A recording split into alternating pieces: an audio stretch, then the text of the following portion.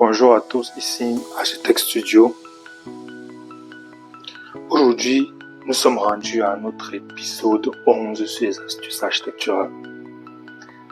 Aujourd'hui, nous allons parler de la cuisine. Pour pouvoir illustrer ce dont je veux parler aujourd'hui, j'ai pris ce cas de figure.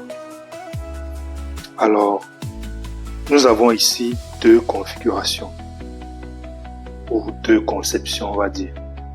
L'une d'elles n'est pas correcte, ou l'une d'elles n'est pas vraiment très appropriée. Et je vais essayer de vous montrer pourquoi. Généralement, lorsqu'on utilise une cuisine, il y a un schéma répétitif qui se produit. En numéro 1, on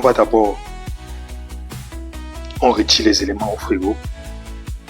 Puis, après avoir retiré les éléments au frigo, on va au niveau de l'évier pour nettoyer ou pour je sais pas trop quoi. Et puis, après avoir fini avec l'évier, on se dirige vers la cuisinière.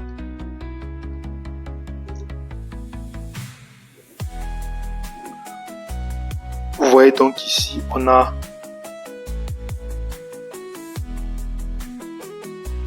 ce qui diffère des deux conceptions.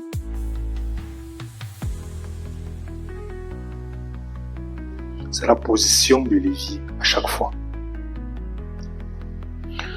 Dans le premier cas, dans ce cas, vous voyez bien que si on quitte la distance qui va du frigo à l'évier est plus grande dans ce cas que dans ce cas-ci. Ce qui signifie que si la distance qui va du frigo à l'évier est plus grande, ça ne sera pas pratique parce que supposons que quelqu'un va au frigo par exemple, il prend, je sais pas moi, quelque chose, et là il va l'évier, il se rend compte qu'il a oublié quelque chose.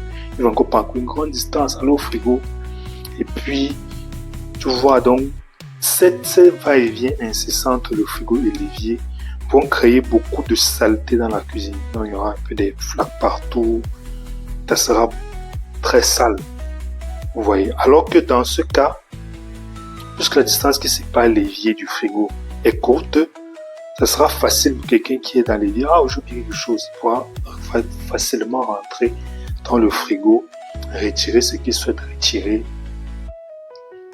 et aller directement dans l'évier. Et aller dans l'évier, c'est pas nettoyer ou après découper, je sais pas trop. Donc, tout ça pour dire quoi? Tout ça pour dire que la conception d'une cuisine a besoin de deux facteurs. Premier élément, il faut que ce triangle soit le plus court possible, ça c'est d'un, et respecte l'alignement frigo, évier, cuisinière. Il doit respecter ces trois cadences. Voilà, c'était tout pour aujourd'hui. C'était la petite astuce que je voulais vous montrer aujourd'hui. Et on se dit à demain pour un nouvel épisode. Ciao!